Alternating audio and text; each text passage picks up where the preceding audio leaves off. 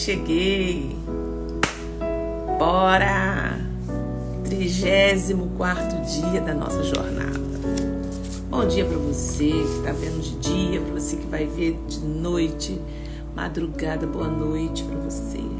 Para você que está pelo canal do YouTube também, seja muito bem-vindo. Olha, nós estamos tão felizes com o que Deus tem feito, né? Deus tem direcionado essa leitura de uma forma profunda e transformadora. Olha, tá incrível, tá? Te convido a você assistir. Se você não pôde assistir ainda as outras, depois com calma vai assistindo. Mas já estamos no 34º dia da nossa campanha, que são 40 dias de jejum. E durante esses 40 dias nós estamos fazendo um devocional, lendo a Bíblia. A paz, Juliana. Paz, vocês estão chegando. Estamos lendo a Bíblia toda. E ela vai até o meio do ano. Mas durante 40 dias a gente se comprometeu de ficar fazendo devocional todos os dias aqui com vocês. E também o jejum que está acontecendo, tá? Deixa eu colocar aqui você, Juliana. Então, gente, tá transformador. Bora! Levanta daí, vamos aprender essa palavra que é viva e eficaz.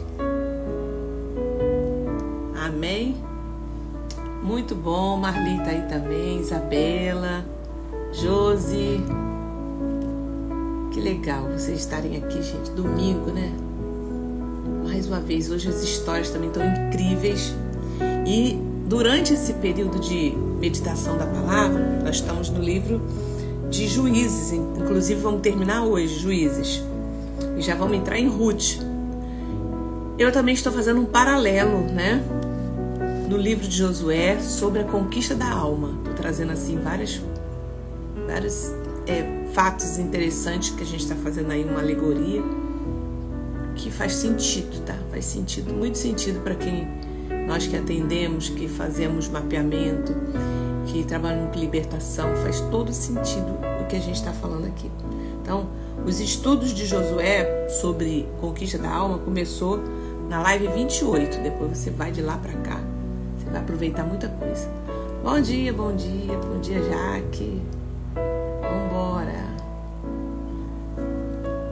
Pai, em nome de Jesus, queremos mais uma vez te entregar esse dia nas tuas mãos. Esse domingo, Senhor. Esses momentos que estamos passando aqui com a leitura da palavra, com essa meditação. Deus, como está sendo incrível, incrível. Ouvir a tua voz, o Senhor ministrar sobre nós. Essa palavra que cura, que liberta, que limpa. Obrigada, Pai, pelo privilégio de estarmos aqui. Eu te louvo pela vida de cada uma que já está aqui comigo, daquelas que estão chegando, que vão chegar, que vão ver depois. Senhor, alcança. Mas aqueles que estão aqui ao vivo, Senhor, se comprometendo todos os dias, Pai, derrama sobre elas, Senhor, essa bênção sobrenatural, uma porção dobrada do Teu Espírito. Pai, porque eu sei que é um compromisso que nós estamos diante do Senhor, Pai. 7 horas da manhã está aqui. Aquelas que vão se despertar para vir, Senhor, desperta aqueles, Pai. Porque temos muito ainda, Senhor. Até o meio do ano vão ser muitas leituras, muitos momentos que a gente vai viver incríveis aqui. Em nome de Jesus, assim eu te agradeço. Amém, amém. Glória a Jesus. Aleluia. Louvado seja Deus. Gente, vamos lá então. Eu trouxe aqui um resumo dos nossos de Juízes 17, do capítulo 17 até o 21, tá?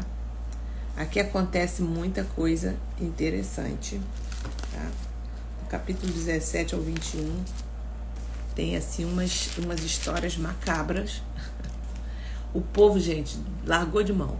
O povo largou de mão. Esse período de Juízes foi um período de muita... Cada um fazia o que queria da sua vida, tá? Abandonar os conselhos, tá? E a gente vê que esse período foi um período muito de eventos, né? Em que eles largaram a mão de Deus, poucas vezes consultavam o Senhor. E aqui o texto diz que eles faziam aquilo segundo a vontade deles. Então esse resumo é um cenário de profunda desordem, né, que está acontecendo aqui no livro de Juízes, profunda desordem moral, espiritual, né, durante o período de Juízes, marcando o contraste entre a chamada para adorar a Deus e a prática desenfreada de idolatria, violência, injustiça. Então está acontecendo de tudo aqui. Só Jesus na causa. E Jesus vai vir na causa já já, né? Como a gente fala, só Jesus na causa? Pois é. Aqui estava assim essa degradação. Então, capítulo 17, nós estamos lendo, né, o dia de hoje, 17 ao 21. O 17, ele traz um cenário assim, de que um homem, né, a Bíblia fala que introduz a história dizendo sobre Mica, um homem de Efraim, que recupera a prata que havia sido tomada de sua mãe, e ele decide consagrar a Deus, mas utiliza parte dessa prata para fabricar um ídolo e estabelecer um pequeno santuário em sua casa.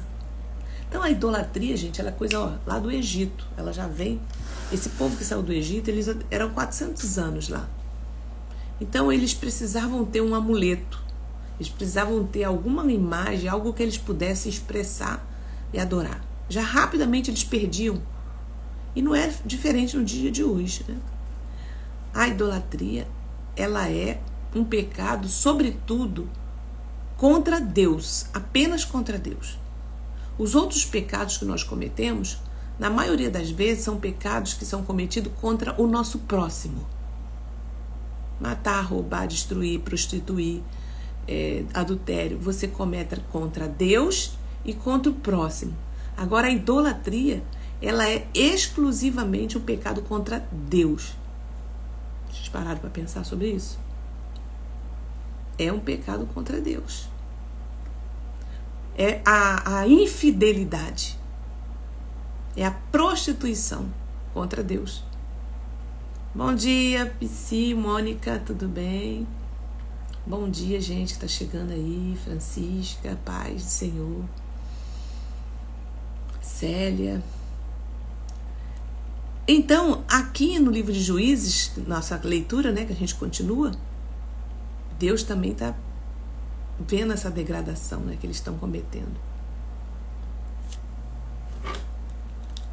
Naqueles dias não havia rei em Israel, e a tribo dos Donitas estava procurando um território para morar. E aqui eles começam a contar uma história, né? Vão explorar a terra. Havia um homem nessa região, e o Senhor abençoou. Então, eu vou dar só um resumo para vocês, porque o ideal é que vocês leiam, tá? Todos os capítulos aqui eu só vou trazer, destacar alguns pontos.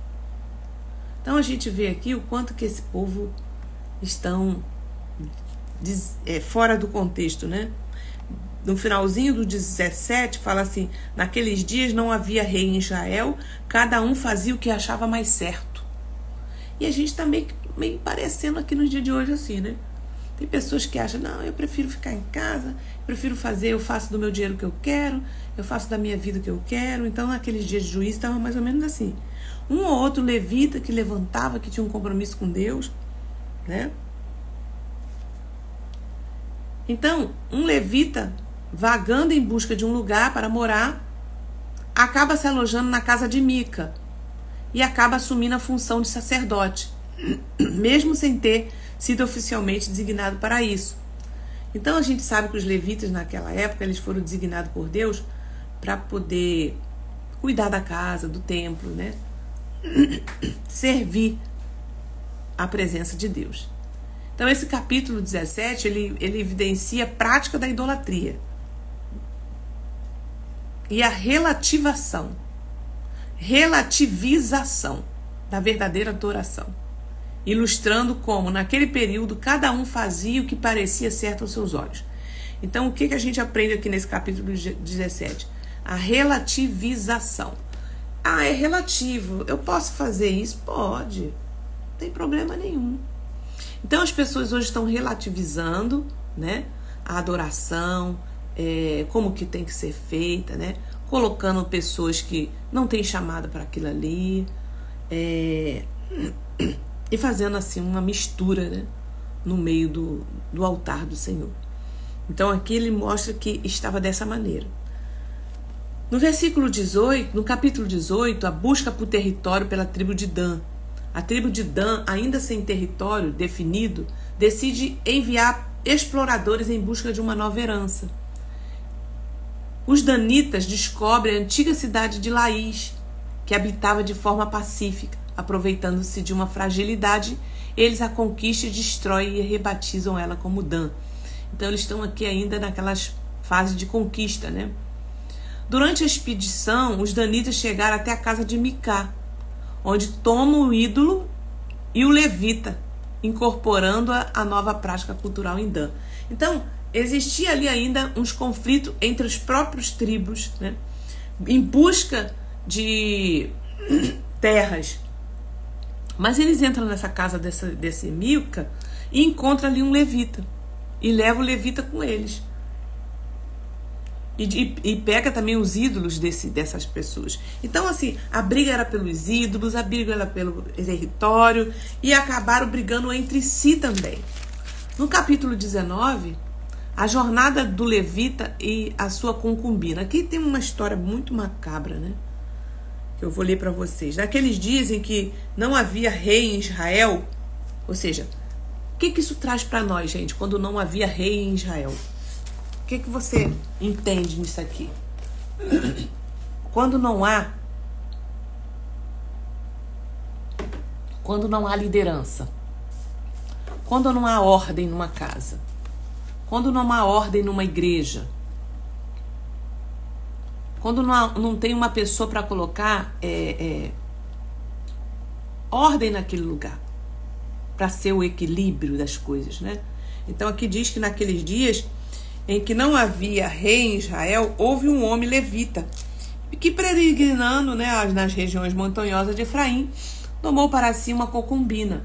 E aqui conta a história dessa concubina que ele tomou para si, chegou na casa do pai dela, e enfim, ele foi e levou essa concubina com ele. E então, ele estava em direção a Ramá, a uma região, e assim passaram adiante e continuaram a viajar. Eis que ao anoitecer, um homem velho estava voltando do seu trabalho do campo. E ele era da região montanhosa de Efraim, mas morava em Gibeá. Os outros habitantes do lugar eram benjamitas. Quando o velho ergueu o olho e viu o viajante na praça, esse levita, né, perguntou: para onde você está indo? De onde você vem? Era muito importante naquela época entender para onde você está indo e de onde você vem. E aqui eu quero despertar algo em você. Quero pegar essa frase para despertar. Para onde você está indo? De onde você vem? Você tem uma história? Você tem um povo? E para onde você está indo? Então era muito importante saber de que tribo ele era, de que povos ele era, né? Qual a sua identidade. Né? Então nós temos uma identidade. Nós somos um povo lavado e remido pelo sangue de Jesus. E para onde nós estamos indo? Você sabe para onde você está indo? Você está numa caminhada nessa terra. Você está numa passagem nessa terra. Você não é um forasteiro qualquer. Você tem um caminho, que é o céu, que é a eternidade. Enquanto você está caminhando para lá, você está aqui cumprindo os propósitos de Deus, fazendo a vontade do Senhor. Então eu quero pegar essa frase para despertar algo em você. Para onde você está indo e de onde você vem. Amém? O levita respondeu: estamos viajando de Belém, de Judá, para os lados da região montanhosa. Ninguém me recebeu em sua casa, embora tenhamos palha, pasto. Não falta nada pra gente, mas a gente não tem onde repousar. Então o velho disse: não, vamos embora, vem aqui para minha casa, que a paz esteja com você, tudo que lhe vier a faltar, fica aqui no meu encargo. Enquanto ele se alegrava, então ele entrou na casa daquele senhor e ficou ali morando, né, aquele levita junto com a sua concubina. Enquanto eles se alegravam, eis que os homens, tá aqui ó, no capítulo 19 de Juízes. Vê se vocês lembram esse cenário que eu vou contar aqui agora, que é parecido com o que a gente viu lá atrás, no tempo de Ló. Enquanto eles se alegravam, eis que os homens daquela cidade, homens malignos, olha atenção ao texto, homens malignos, cercaram a casa e começaram a bater na porta e disseram ao velho, o dono da casa: traga para fora o homem que entrou na sua casa, para que abusemos dele. Então, gente, era um tempo que estava todo mundo sem governo. O negócio estava solto, entendeu? Durante a estadia, um homem da cidade cercam a casa onde se hospedava e exigiam abusar do hospitaleiro visitante. Em meia recusa, a concubina é violentada e acaba morrendo. Então, o que eles fazem aqui? O dono da casa saiu para falar com eles e disse: não, meus irmãos, não faça esta maldade. Já que o homem está em minha casa, não faça uma loucura dessas. Veja, aqui estão as minhas filhas virgens e a concubina dele. Vou pôr as duas para fora e vocês poderão abusar delas e fazer o que bem quiser. Mas não faça uma loucura dessa com estes homens. Porque, gente, era um pecado abominável, né? Já lá desde Sodoma, essa prática, né? Porém, aqueles homens não quis ouvir. Então o levita pegou a sua concubina e a entregou a eles do lado de fora. E eles forçaram, abusaram dela toda a noite até pela manhã. E quando estava amanhecendo, eles a deixaram. Ao amanhecer, a mulher veio e caiu à porta da casa do homem, onde o seu senhor estava hospedado. E ali ficou, até o clarear do dia. De manhã, quando o seu senhor se levantou e abriu a porta, viu que ela estava à porta, caída. Levou ela embora. Porém, não houve a resposta. Então o homem, ela não respondia mais. Então o homem a pôs sobre o jumento e foi para casa. Chegando a casa, pegou uma faca. Gente, muita coisa macabra aqui. Para você ver que quando não tem uma liderança para poder colocar... Ter um juiz, uma pessoa que possa colocar ordem, né, no negócio, cada um começa a fazer o que quer. E a degradação, gente, vai embora. Ele pega essa mulher e corta ela em 12 pedaços e manda um pedaço para cada tribo. E fala assim: tá vendo aí, ó? O que a região de vocês fizeram? Mataram a minha concubina, fizeram isso com ela, queriam fazer isso comigo. E ali era olho por olho, dente por dente, ali cada um fazia o que achava melhor. Então, assim, uma violência levando a outra violência. Eles ficaram pasmos, falaram assim: gente, isso nunca aconteceu aqui em Israel, desde quando a gente saiu do Egito. Que situação. Então, a degradação e a violência, ela vai aumentar quando o desordem, quando o governo mal se instaura. E que não tá nem aí, ó. Começa a vir a desordem, gente. Então, quando a gente começa a olhar a nossa história, aqui que a gente está, e vocês estão vendo o que vocês estão vendo, se não houver alguém que entre, alguém que tenha responsabilidade, o negócio vai desgreguenhar. Aí, gente, o cenário apocalíptico mostra que para que o anticristo venha, né? Aí eu tô abrindo aqui um parênteses para falar sobre escatologia, né? Para que o anticristo venha, é necessário que tenha o quê? Um caos. É necessário que as coisas estejam em caos, porque ele vai ser aquele cara que vai trazer a falsa paz. A falsa paz. Vai botar ordem nas coisas. Vai colocar tudo no lugar. Vocês estão vendo que a economia está começando a ficar abalada? Olha o preço das coisas que estão subindo, gente. Vocês estão entendendo? Tem questão humanitária, guerras, cada país quer se deslocar. Não, aqui a gente é que manda em nós, esse negócio de ONU, que nada. Cada um vai mandar em si. Presta atenção. É assim que estava a nação no tempo dos juízes. Entende? Aqui no capítulo, então, eles, voltando aqui o nosso texto para a gente entrar no nosso estudo de Josué, em protesto e para chamar a atenção para a gravidade do ocorrido, o levita desmembra o corpo da concubina e envia parte deles à tribo de Israel, convocando um clamor nacional por justiça. Essas coisas, vocês vão, né, que a gente vê aí. Esse capítulo ele retrata a profundidade da corrupção e da violência moral que assolava Israel, evidenciando a falta de coesão e o declínio dos valores éticos. O que nós estamos vivendo no dia de hoje? O declínio dos valores éticos. Então, é pra gente chamar a atenção da gente. É como estava esse povo. Então, nós temos que orar. Quando o justo governa, o povo se alegra. Mas quando existe um mau governo, e eu não estou falando de A e B não, tá, gente? Eu estou falando no modo geral, tá? O povo geme, tá? O povo geme. Então a gente precisa orar pelos nossos governantes, a gente precisa orar para que eles temam o Senhor, para que eles se levante e atente para a lei de Deus, né? Porque é isso aqui que estava acontecendo. Então, cada um, a degradação moral. No capítulo 20, a união das tribos contra Benjamim. Então, diante da indignação pelo crime ocorrido em Gibeá, as demais tribos de Israel fazem o quê? Se reúnem para julgar e punir. Agora a gente vai punir.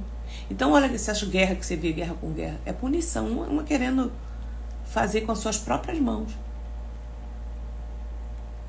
Então, o conflito civil que aconteceu, o confronto se transformou em uma sangrenta guerra civil.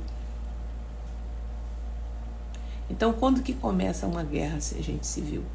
É quando o governo já não dá mais atenção, não estabelece princípios de regras. A degradação moral cresce. Vocês estão entendendo?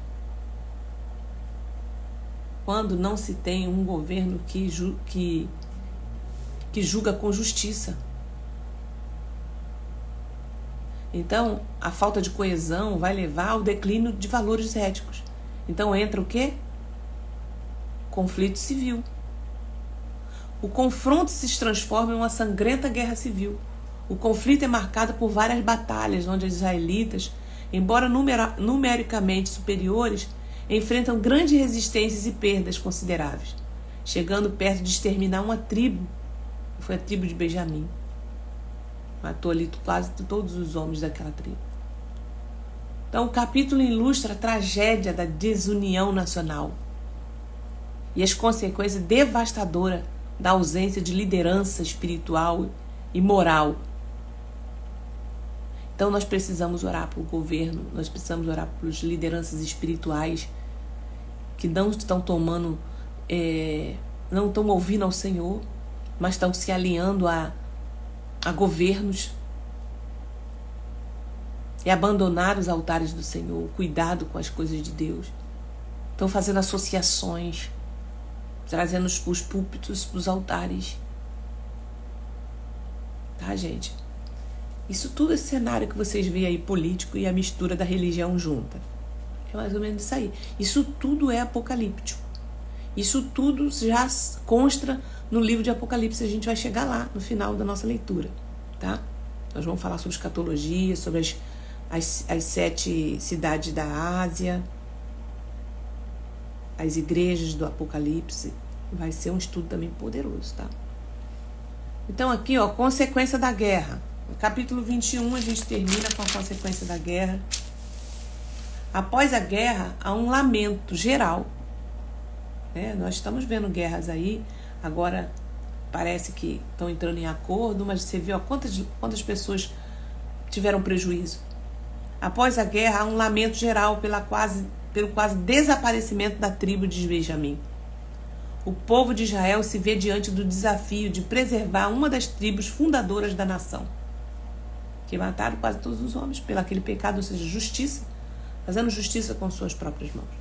São adotadas soluções criativas, de certo modo controversas, para assegurar a sobrevivência dos benjamitas, como a escolha de mulheres de Gileade e, posteriormente, a obtenção de esposas de outros grupos, a fim de repovoar a tribo. Tiveram que buscar mulheres em outros grupos para poder repovoar a tribo. Isso trazia mistura, isso trazia outros deuses. Então, assim, uma coisa, um abismo vai levando o outro abismo. Escolhas, consequências, né? Como a gente vem falando por aí, escolhas, consequências. Então, olha como é que foi parar. Este capítulo ele finaliza um ciclo de conflitos, desordem, demonstrando os extremos a que o povo chegou, demonstrando o extremo que o povo chegou para restaurar a unidade nacional, apesar de todos os atos lamentáveis de crise moral vivida. Então, a gente vê aqui um resumo de profunda desordem moral, espiritual. Então, olha para o nosso cenário hoje, olha para o cenário global. Nós estamos caminhando para esse lugar de novo.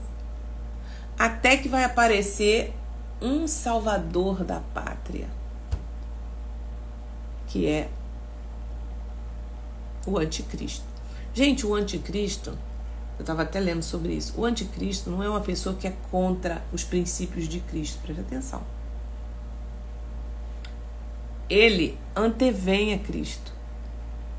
Ele vai ser aquela figura que vai mostrar paz, vai mostrar coesão, vai mostrar que está sendo favorável, que todos tenham uma unidade, sabe? Vamos unificar as religiões, né? O sincretismo religioso. Vamos fazer paz na terra. Então, é aquela pessoa, e possivelmente pode ser um religioso, tá? Não vai ser aquela pessoa esquisita, macabra, não. É uma pessoa bem do bem, tá bom? Então, fica atento a todos os cenários políticos que estão aí já dando sinais, tá? Deixa eu olhar vocês aqui. Vocês estão entendendo o que eu tô falando? Estou fazendo um paralelo aqui, porque o livro de Juízes termina com essa degradação totalmente. Tem. Então, nós estamos vivendo nesse cenário. Agora, gente, entraríamos no livro de Ruth, tá? Para fechar o dia 34 que entra a Ruth. Mas eu vou deixar a Ruth para amanhã, porque a gente finaliza Juízes aqui. E agora entra no livro de Ruth, dá uma parada aqui para contar o cenário de Ruth, tá? Nós vamos voltar aqui ao nosso estudo. Para quem está chegando agora, nós estamos fazendo uma leitura diária de 7 capítulos por dia. E no meio do horário, nós fazemos agora um estudo que eu venho trazendo sobre a conquista da alma, que está no livro de Josué, tá? Para poder a gente se aprofundar no estudo da alma, tá? Da conquista da alma. Porque aqui aqui o nosso ministério, nós falamos muito sobre conquista, sobre libertação, sobre cura. Então eu senti de Deus de aprofundar esse assunto com vocês. E está sendo incrível, né? Incrível esse entendimento. No capítulo 7 de Josué, aí a gente volta um pouquinho para eu falar para vocês algo também aqui muito sério. Tá? Os outros capítulos nós viemos desenvolvendo, né? Quem está comigo aqui desde o início, no primeiro nós falamos sobre ser forte, corajoso. No segundo segundo capítulo falamos sobre o mapeamento que a Bíblia fala para andar e observar a terra. No terceiro é quando você vai cruzar o Jordão, né? A travessia, o arrependimento. No quarto é um detalhamento do arrependimento. No quinto fala daquele lugar de Gilgal, né? Onde a santificação cirúrgica acontece. No capítulo 6, a obediência, a essência da estratégia que funciona. E agora a gente vai para o capítulo 7, e a gente vai falar sobre retaliação nesse processo. Durante o processo de conquista da alma, você pode viver um tempo de retaliação. Amém, amém, glória a Deus. Aqui fala sobre o pecado de Acã, gente. Mas os filhos de Israel foram infiéis. Os filhos de Israel foram infiéis em relação às coisas condenadas. Eles estavam para conquistar uma terra chamada Ai, ou seja, era uma terra fácil, não tinha muitos gigantes, era tranquila. Porque Acã, filho de Camim, da tribo de Judá, né, pegou para si uma parte das coisas condenadas. Deus falou, não pega nada nessa cidade. Essa cidade está condenada. A ira do Senhor se acendeu contra os filhos de Israel. Josué enviou alguns homens de Jericó até a cidade de Ai, que está junto, né, ao leste, enfim, próxima aqui de alguns locais que eles estavam. Vão e espiem a terra. Os homens foram espiar a terra e voltaram a Josué e lhe disseram, não é necessário que vá todo homem, todo o povo. A terra é molezinha. Basta uns 2 ou 3 mil homens para atacar a cidade de Ai. Não fadigue ali todo o povo, porque são poucos os inimigos. Ok. Assim apenas uns 3 mil homens foram, os quais fugiram diante dos homens da cidade de Ai.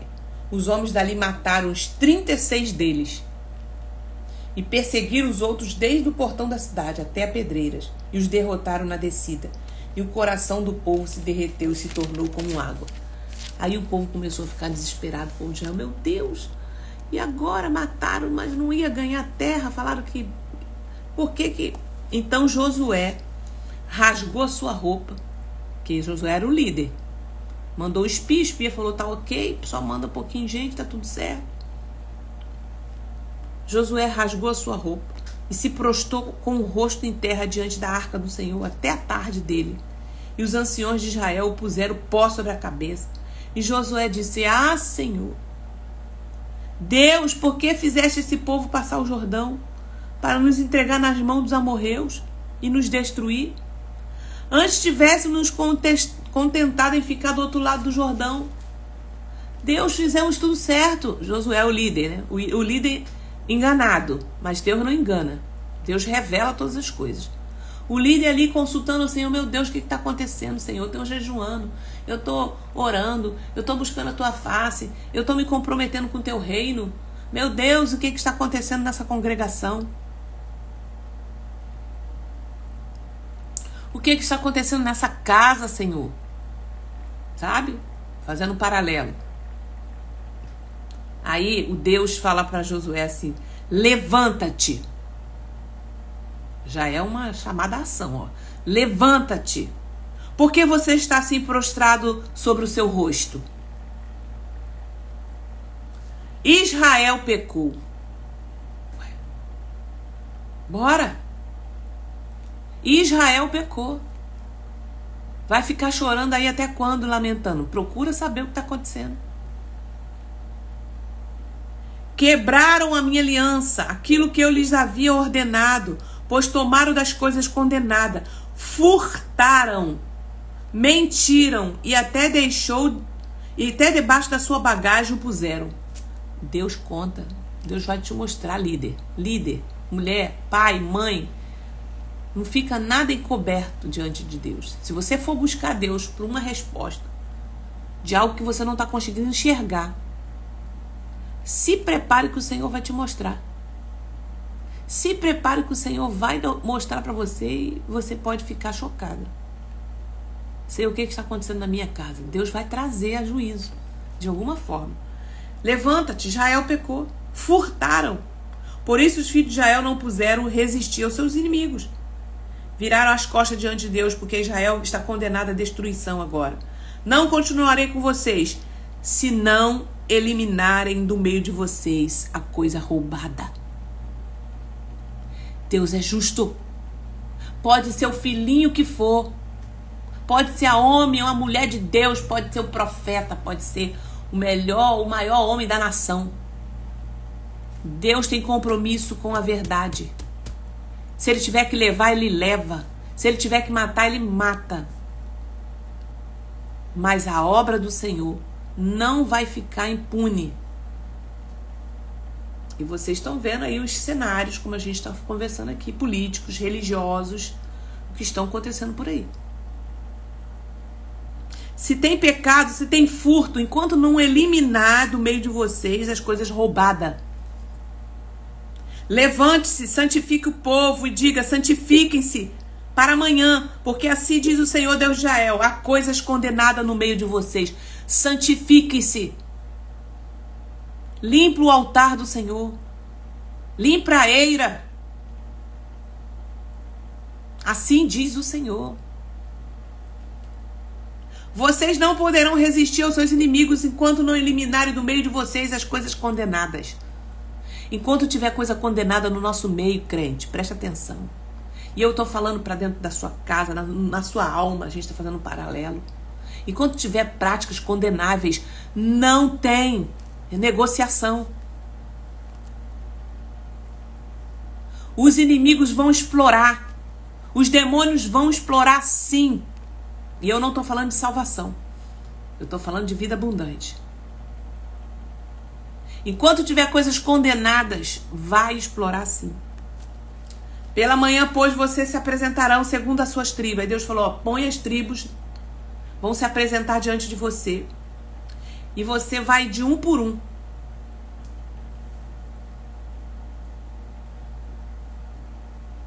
Aquele que for achado com as coisas condenadas será queimado. Ele e tudo o que tiver, porque quebrou a aliança do Senhor e cometeu um ato infame. Preste atenção, ele não falou Acã pecou. Ele falou o que, gente? Israel pecou.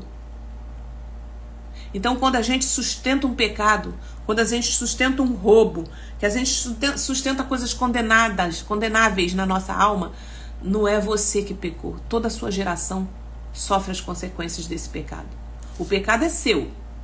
A alma que pecar, essa morrerá. Mas toda a família de Acã foi pro buraco com ele.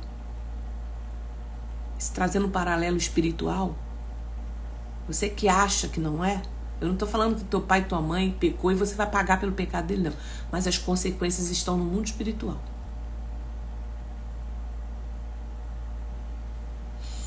Aquele que for achado com as coisas condenáveis será queimado. Então Josué se levantou de madrugada e fez o que Deus mandou. Apresentou um por um. Então Josué disse a Acã, chegou em Acã: filho, dê glória ao Senhor, Deus de Israel, e renda louvores a Ele. E conte-me agora o que foi que você fez, não me esconda nada. Acã respondeu a Josué: é verdade, eu pequei contra o Senhor. Aqui é um princípio do mapeamento. É a gente confessar: eu pequei contra o Senhor, Deus de Israel, e fiz assim, assim, assim. Quando vi entre os despojos uma boa capa babilônica, aí é que a gente pode. Pregadores, pega isso aqui, ó, faz a festa, né? Quando vi entre os despojos uma boa capa babilônica, uns 2,5 kg de prata e uma barra de ouro pesando mais de meio quilo, cobicei essas coisas e a peguei para mim. Então vamos aprofundar aqui agora, mais ainda, sobre retaliação. Cobicei e peguei para mim. Gente, compartilha essa live, tá? Manda para outras pessoas. Tem aí, ó, um coraçãozinho. Aperta esse coraçãozinho para enganjar essa live, para ir mandando para mais pessoas. E quando ela estiver no YouTube, você também faz comentários. Porque a gente precisa que essa live chegue para muitas pessoas, para elas entenderem o processo de santificação. É uma caminhada com Cristo, tá? Retaliação. Retaliação, né? É sempre importante você entender que nós estamos trazendo estas realidades aqui do livro de Josué para o padrão de aconselhamento. Então eu tenho uma mentoria, onde dentro dessa mentoria tem uma plataforma, onde todas as aulas que eu dou, todos os ensinos que eu trago estão lá. Eu estou numa mentoria em curso, onde eu estou trazendo todas as segunda-feira uma aula ao vivo para as pessoas, meus alunos que estão lá, com temas profundos dentro da libertação, dentro da cura interior, dentro de batalha espiritual. Nós vamos segunda-feira, agora vai ser a segunda aula de batalha espiritual também. Muitos ensinos. Dentro de intercessão, mapeamento, tá? E as aulas que estão gravadas. E os bônus que tem lá, de outras imersões que eu fiz na área da sexualidade. Então tem muito conteúdo para você sentar e se apoderar daquilo ali e transformar a sua mente. E também durante esse período da imersão, da mentoria, você tem de bônus um mapeamento comigo durante no mínimo 1h30. Geralmente passa. Quem passa aqui comigo sabe que às vezes vai até 3 horas, dependendo de cada caso. Então, a gente tem esse tempo junto. Por isso que vale a pena você fazer essa mentoria, pra gente ir identificando essas áreas e trabalhando isso, tá? Vai abrir em abril. Em abril, nós estamos abrindo mais uma turma. Quem estiver dentro da lista de espera vai poder obter o desconto de 50%. Por isso que é importante você dar o seu nome. Só lá dentro dessa lista de espera que vai acontecer isso, tá? E depois que eu fechar, eu só depois quando eu abrir novamente. Porque eu dou atenção a todo esse pessoal que está inscrito ali. Então, assim, está sendo transformador. Muitas mulheres que estão aqui estão passando também. Passaram. Estão vivendo um tempo de divisor de águas. E aqui nesse capítulo 7, e dentro do livro de Josué, é sempre importante você entender que nós estamos aqui trazendo essa realidade que está no livro de Josué para o padrão de aconselhamento na libertação. É um padrão de aconselhamento na libertação, tá? Existem muitos conselheiros, existe um conselho que a gente pode te dar, mas o que eu faço é um mapeamento, é uma investigação, é orações no final que a gente vai identificando pelaquilo que o Espírito Santo vai mostrando a gente, tá? É um reconciliações que a gente faz, é lindo o que acontece ali. Então veja bem que aqui nós já estamos num processo de libertação. De repente você já mapeou a coisa, você que já passou, mapeou, você já discerniu onde é que estão as fortalezas. Thalita, eu já sei onde estão as fortalezas. Você já levou a pessoa de repente a passar por gigal, né? Quem está me acompanhando sabe. Já tratou até as áreas de carnalidade, a memória ferida.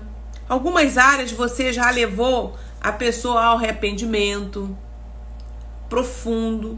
Só que chega num ponto que de repente o processo de libertação até começa a reproduzir retaliação na vida da pessoa. Eu acredito que muitos de vocês já passaram por isso e eu estou sempre falando isso na mentoria. A pessoa começa todo o processo, né, de libertação. Já viu aquela pessoa que está passando por um processo de libertação e aí ela começa a ser toda retaliada, toda arrebentada. Normalmente o que está existindo ali, o que está acontecendo? Tem uma área que esta pessoa está dissimulando, mentindo. É algumas áreas que a gente, por vergonha, a gente não quer falar. A gente embrolha ali e a gente está mentindo. Às vezes, muitas, ela já resolveu e ela já fez. Mas tem uma área que a pessoa está ocultando. É o paralelo que a gente está fazendo desse capítulo 7, que é a capa de Acã. É aquele lugar que ela está ocultando. É lógico, quando você traz isso. Inclusive, o que é o contexto aqui, que é uma realidade corporativa, né? O contexto está mostrando que foi algo corporativo que aconteceu ali, por causa de Aqui que é uma realidade corporativa, se torna ainda mais sério, porque muitas vezes você está envolvido em situações de intercessão, de libertação, que envolve o quê? O corpo. Então, de certa forma, eles estavam até empolgados com aquilo que Deus estava fazendo. Porque o que aconteceu em Jericó foi algo, assim, extraordinário. E aqui, como foi muito bem colocado, eles até começaram a baixar um pouco a guarda. Não, Josué, poxa, a gente derrubou Jericó, agora é fichinha o que vem pela frente. Então a gente, na nossa alma, a gente fica assim, poxa, já fiz algo tão maior, agora daqui pra frente a gente começa a baixar a guarda. Tá? Menosprezando o inimigo. Eles falaram, não precisa mandar muita gente, não. Começaram a menosprezar o inimigo. Só que, na verdade, tinha acontecido algo que não podia ter acontecido. Porque a Bíblia fala que um dos oficiais tomou do anátema, do proibido, daquilo que foi amaldiçoado. Pegou lá a capa babilônica, a moeda de prata, a barra de ouro, inclusive algumas coisas eram até para os tesouros de Deus, que Acã roubou. Ele estava o quê? Roubando. O texto diz que ele roubou. Deus reprova o roubo. E por causa disso, então, realmente afastou o apoio que Deus estava dando a Israel. Então, quando chegou a próxima batalha, realmente eles foram sem Deus. Deus não estava mais naquela batalha. E isso trouxe uma tremenda retaliação.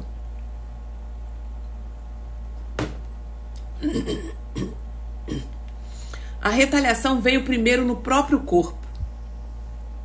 Matou seus companheiros. Porque 36 homens foram feridos e depois eles realmente perderam feio a guerra. Foram humilhados e isso trouxe uma confusão muito grande. São aqueles momentos da libertação, gente, presta atenção, que até o libertador fica meio assim, o que está acontecendo? Ele fica até meio perdido, dizendo, por que esta pessoa não fica liberta? Fizemos tanta coisa aqui. Eu já atendi pessoas no passado, né, distante, que eu ficava 3, 4, 5 horas com ela ali, tratando coisas por coisa. Eu já atendi assim muitas pessoas. Antes de começar a mentoria, eu fiz muitos gabinetes, muitas libertações. E eu fazia uma vez com a pessoa, 2 vezes, 3 vezes, 4 vezes, com a mesma pessoa. E ali, tratando, porque ela teve tantos envolvimentos, né?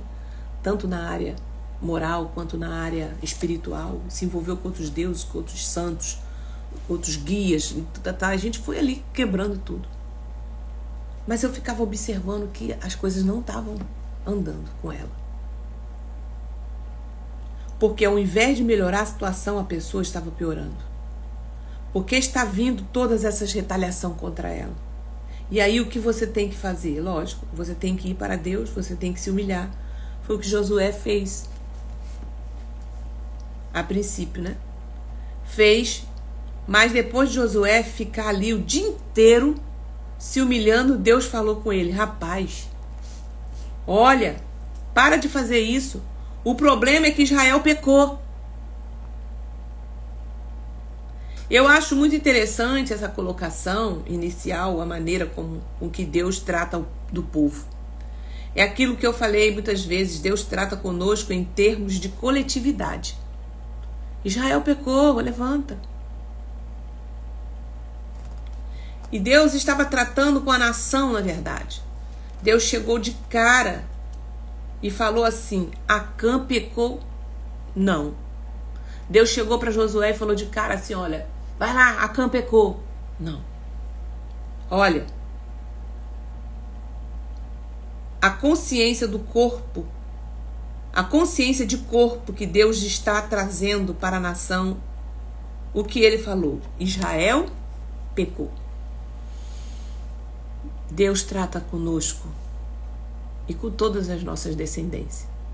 Se tem um pecado dentro da igreja escondido, irmão, se você sabe, você precisa orar para essa pessoa e encorajá-la a deixar esse pecado. Porque toda a comunidade está sendo afetada. Não se engane. Liderança, toda a comunidade está sendo afetada. Não se engane. Pai e mãe, não esconde o pecado da sua filha. Não esconde o pecado do seu filho. Toda a casa vai ser prejudicada. Entende isso? Olha, a consciência do corpo que Deus está tratando para a nação. Israel pecou. É o conceito aqui de pecado corporativo. Isso é muito importante você entender no processo de libertação corporativa. O conceito do pecado, o seu pecado vai afetar, vai influenciar, vai estabelecer um processo de corresponsabilidade juntamente com as pessoas que estão com você. Ninguém está pagando, mas vai comprometer todo um projeto por causa do teu pecado escondido. Lógico, Acã não era qualquer pessoa. Ele era um homem de patente elevada. E ele realmente cruzou uma linha que ele definitivamente não deveria ter cruzado. Então Deus trata com essa questão ali do pecado. Deus fala assim: Israel pecou e até transgrediram o meu concerto que eu lhes tinha ordenado, e tomaram do anátema, e furtaram e mentiram. Olha só como que Deus vai mostrando a seriedade da situação, certo? Transgrediram a aliança que ele tinha ordenado, tomaram do anátema, furtaram, mentiram e até debaixo da sua bagagem o puseram. Então Deus ali já deu um checkmate na nação. Deus já mostrou por que o processo realmente empacou. E veio toda aquela retaliação sobre a nação. Então é quando eles começaram a tratar com a situação. Eles têm que fazer aqui um processo de mapeamento.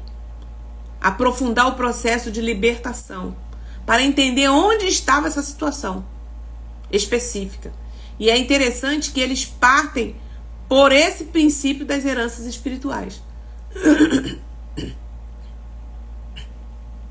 Então usaram o princípio de lançar sorte. É o princípio da consulta a Deus o Urim e o Tumim. Este é um princípio de revelação que eles usam para que Deus nos revele. Então eles começaram a mapear. Então a gente começa lá na história. Quando a pessoa traz uma situação para mim, aqui, que é um sintoma, eu tô com essa situação. Eu queria entender em Deus por que essas coisas estão travadas na minha vida. Por que meus filhos isso. Por que meu casamento isso. Por que minha vida financeira, minha vida espiritual. Esse é o sintoma que ela traz para mim. Aí a gente vai lá na história. Vamos começar aqui. Como é que foi? E ali Deus já vai me mostrando a reprodução do pecado. Do bisavô, da avó, da mãe, dela que tá ali, da filha que já tá fazendo, do filho que já tá fazendo. Então a gente vai começando a mapear. Então, eles usaram esse princípio, tá? Eles começaram a buscar a Deus e Deus revela qual é a tribo. Eles foram botando toda a tribo, foi passando uma por uma. E aí vai fazendo aquele zoom, né, de Deus. A Bíblia fala que, fazendo chegar a tribo de Judá, tomou a família de Zerá, fazendo chegar a família de Zerá, homem por homem, olha o mapeamento, você vai, homem por homem, avô, avó, você vai indo. Foi tomando Zibidi e fazendo chegar a sua casa, homem por homem, foi tomado Acã. Então eles foram indo, gente, de família em família até chegar a Acã, da tribo de Judá. Então disse Josué a Acã: filho meu, peço-te, glória ao Senhor, Deus de Israel, peço-te, faça confissão agora, declare-me agora o que fizeste, não me oculte. E é quando Acã então é descoberto, é quando realmente vem à tona, e ali toda essa situação é desvendada. Mas Deus deixou bem claro: enquanto vocês não tirarem o anátema do meio de vocês, eu não serei convosco. Não tem jeito se não passar por uma crucificação profunda nesta área. Se não houver essa restituição, essa retratação, esse conserto na profundidade que tem que ser, não adianta. A gente está falando de vida plena, vida abundante. Você está saindo para guerrear sem Deus. Se tem pecado oculto, se tem jeitinho ali brasileiro, se tem coisa escondida, se tem esquema, se tem não sei o quê,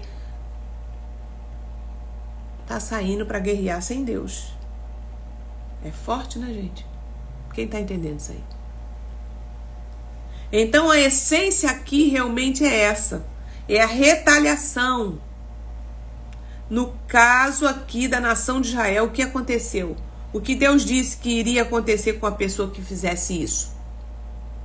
Ela seria apedrejada e depois queimada, no sentido corporativo. Ou seja, não só ela, mas todos que estavam ali com ela. Essas situações, gente, sempre queimam a pessoa. Então, gente que estão aqui me ouvindo, vocês que estão chegando agora, você pode pedir oração a Deus, você pode estar orando, mas precisa mapear a tua história e ver onde que está o pecado. E se arrepender dele, e pedir misericórdia do Senhor. Por que que meus filhos estão assim? Por que que a minha casa está assim? Vamos lá na tua história. Tem pecado oculto, tem derramamento de sangue, tem aborto, tem pecados ocultos, tem adultérios. Então a gente precisa tratar essas coisas, gente, diante de Deus. E no mapeamento espiritual a gente faz isso. E vamos orando, cancelando, renunciando. Você precisa ter consciência desse pecado. Thalita, mas eu já pedi perdão a Deus lá na igreja. Eu já pedi perdão a Deus de todos os meus pecados. Sim, Deus já viu e já perdoou os seus pecados. Nós estamos falando de consequências. Porque quando você faz determinados pecados, você amarra no mundo espiritual. Existe uma dívida que vai correndo. Como que eu sei? Vai mapeando a tua história. Vai mapeando a história para ver como é que ela está. Tá tudo joinha? Quanto tempo você está nessa luta? Quanto tempo seus filhos estão passando por isso? Quanto tempo você está vivenciando isso? Se você já está em Cristo Jesus, você tem direito aos benefícios da cruz. E por que você não está vivendo isso? Eu sei que nesse mundo teremos aflição. Mas a Bíblia fala, tem de bom ânimo. Eu venci o mundo. E você vai passar por isso.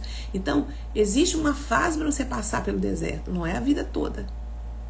Então, eu vou mapeando como Josué fez. Ele foi de clã em clã, de homem a homem, para entender quem foi que roubou, quem foi que fez, quem foi que aconteceu. Então, essa situação sempre queima a pessoa, queima as oportunidades. Porque qual era a sentença? Ele seria apedrejado e queimado. Então tem situações que vão nos queimando, né? Queima a oportunidade que a gente teria e a gente não teve. Fecham as portas. Era para ter portas abertas. Por que as portas estão fechadas para mim? Quando você vê uma situação de uma pessoa que promove um escândalo, né, que traz um prejuízo muito grande para o corpo de Cristo, é aquilo que Jesus falou. É melhor você amarrar uma pedra no pescoço e se lançar do que escandalizar um dos meus pequeninos. Então isso vai trazer o quê? Apedrejamento. A pessoa vai se queimar, a pessoa vai queimar muitas outras pessoas junto. Vão trazer realmente prejuízo, uma destruição terrível dentro de casa, dentro do corpo de Cristo. Agora, é também muito interessante esse princípio da pessoa comprometer a família, tá?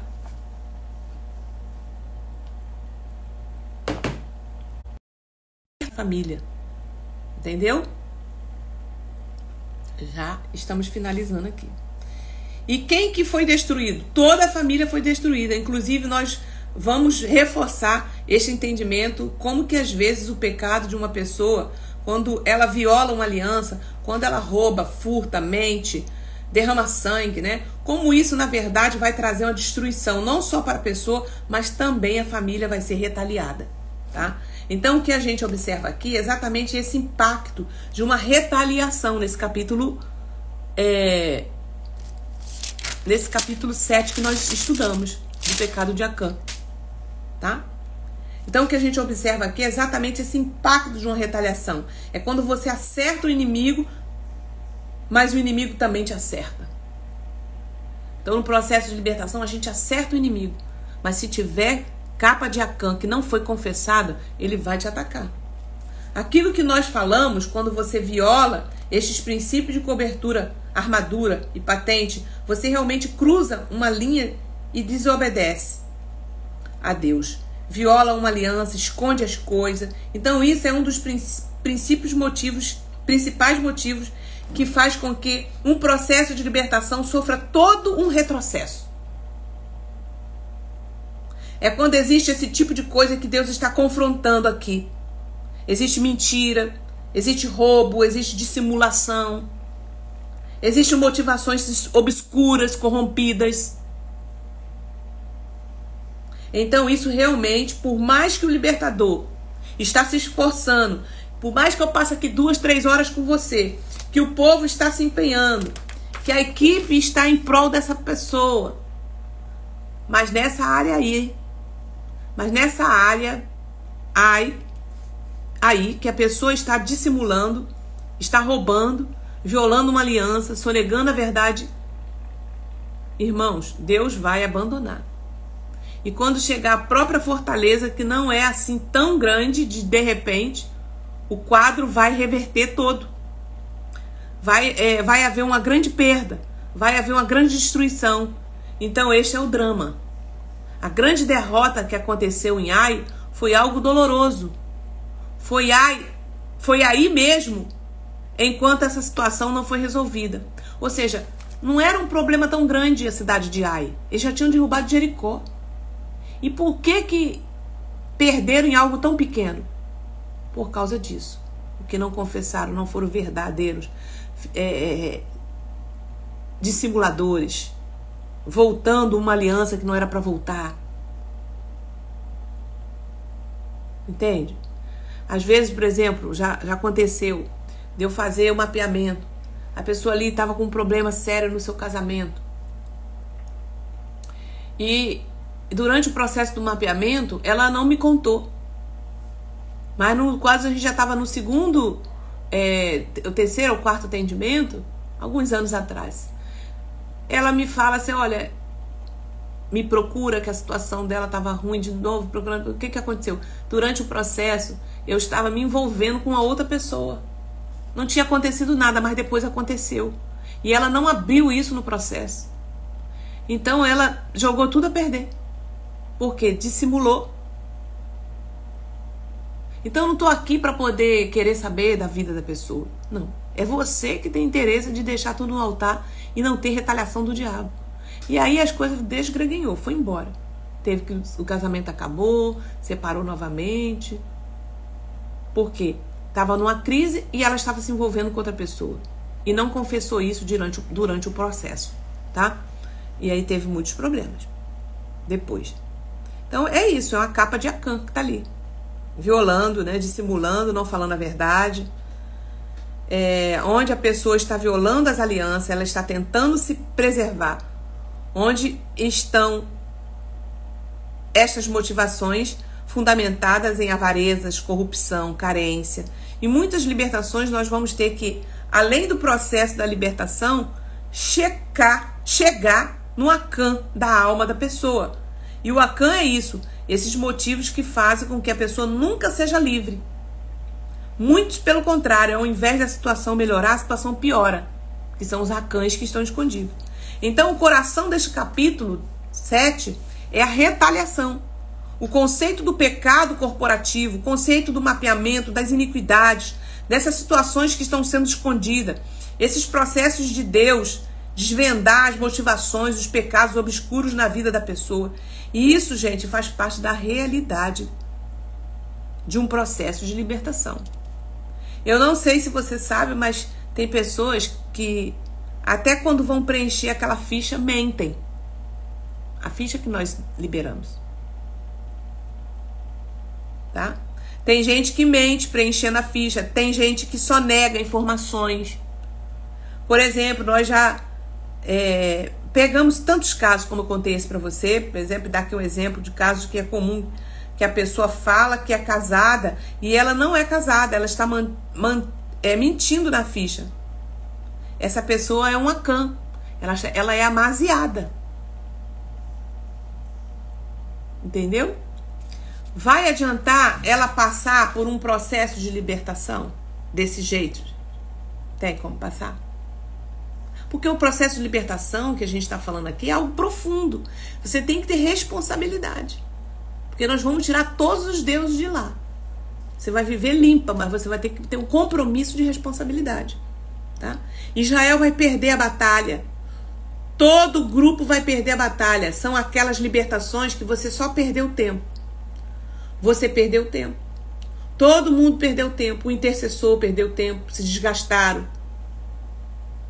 E não chegaram em lugar nenhum. Por quê? Porque não é uma mágica. O processo da libertação não tem poder em si mesmo. O que tem poder é a pessoa interagir com os princípios corretos. É a pessoa chegar à profundidade que ela tem que chegar realmente. Com toda a verdade do seu coração. Então, cuidado. Às vezes a gente está ali orando, Deus, por que meus filhos? Deus, por que essa casa está assim? Deus, por que a minha vida financeira? Vai ver onde está o Acã. Faz um mapeamento, vai olhando a história. Onde foi que eu errei lá atrás? Onde foi que... Por que essa desordem? Por que eu estou permitindo dentro da minha casa? Dentro da minha igreja? Então, quando acontecem essas coisas, essa situação da pessoa dissimular, esconder, mentir, roubar, não adianta. Na verdade, no final de tudo, o que vai acontecer é uma dura retaliação, onde essa pessoa vai se queimar. Ela vai acabar se queimando, sofrendo um apredejamento espiritual. E isso pode trazer muita destruição, muitos comprometimentos no corpo de Cristo. Quando você pensa numa pessoa dessas, imagina que ela esteja na liderança de uma igreja. Imagina uma pessoa dessa na liderança de uma igreja. A pessoa participa do altar da igreja e a pessoa dissimula. A pessoa rouba, a pessoa tem uma vida dupla. Não traz isso para a luz. E tu imagina ela no altar. Não traz para a luz. O que pode acontecer com essa igreja, gente? O Vale de Acó, a cidade apedrejou. Queimou, foi queimada, foi apedrejada. Esse é o poder da retaliação. Então, irmãos, não dá para brincar com o mundo espiritual. Porque Deus não tem o culpado por inocente.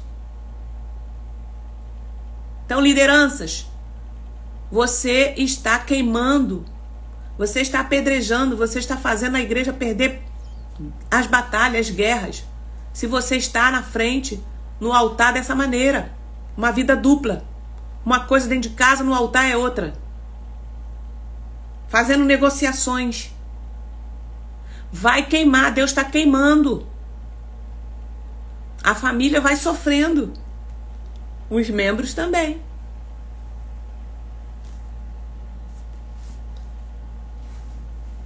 Não dá para brincar com o mundo espiritual, tá? Porque Deus não tem o culpado por inocente. Assim como Acã conturbou a nação, ele também foi conturbado. Ele trouxe destruição para ele e para a sua família. Toda a família sofreu com a retaliação. Aí a gente fala com as pessoas, ela fala assim, não, eu não pago pelo pecado do meu pai e da minha mãe. Cada um vai dar conta do seu pecado. Sim. Mas se tiver pecado oculto, escondido, as consequências desses pecados estão no mundo espiritual. E cada geração que vai nascendo, se não se arrepender do pecado dos seus pais também, e continuar a produzir o mesmo pecado. Então vamos lá. Tem uma mãe que é uma mãe que é rinchosa, reclamona, desonra o marido.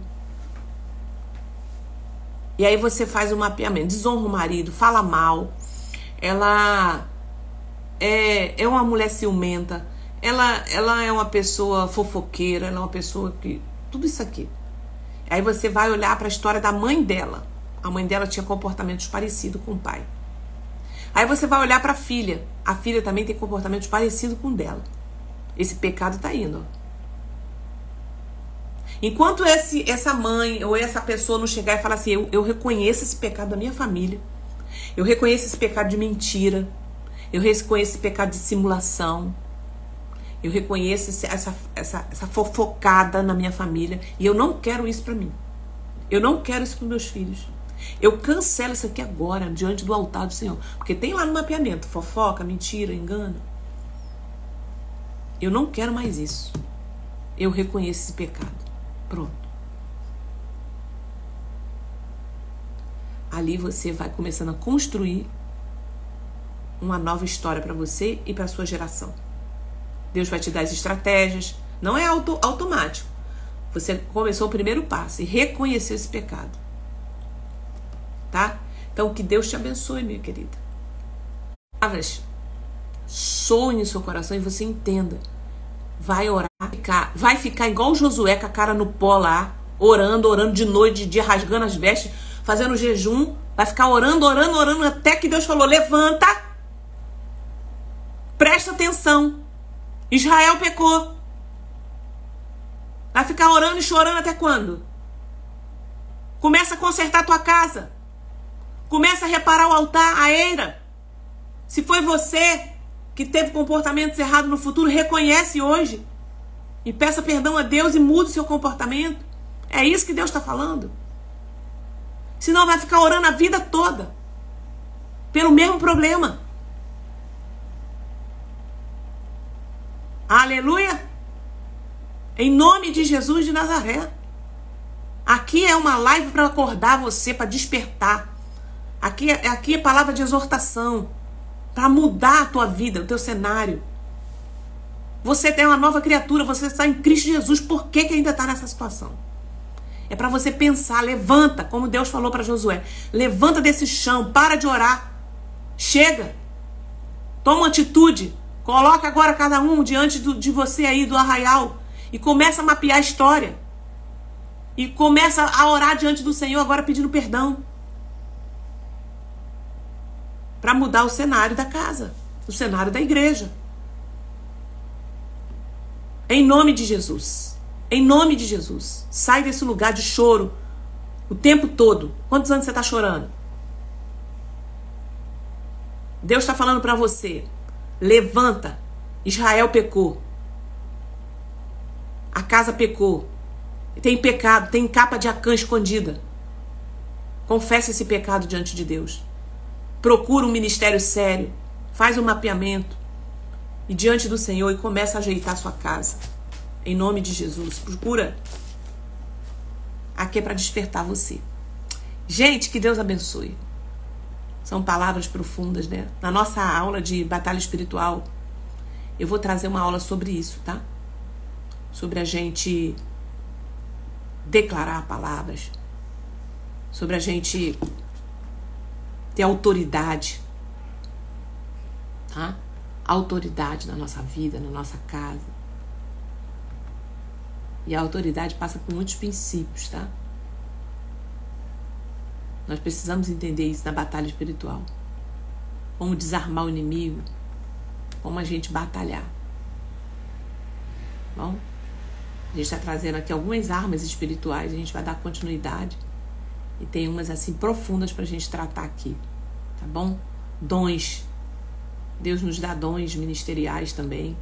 Então a gente vai tratar vários assuntos na nossa aula, segunda-feira, na nossa mentoria. Se você quiser fazer parte da mentoria, você precisa deixar o seu nome para você entrar na próxima turma, onde vai ter todas essas aulas gravadas e vai ter outras aulas ao vivo que eu vou fazer com vocês na segunda turma, tá? Pra gente dar continuidade. Que Deus te abençoe e te guarde. Que o Senhor faça resplandecer o seu rosto sobre ti. Que o Senhor e te dê a paz. Até amanhã. Estamos juntos, hein? 7 horas da manhã. Vamos embora.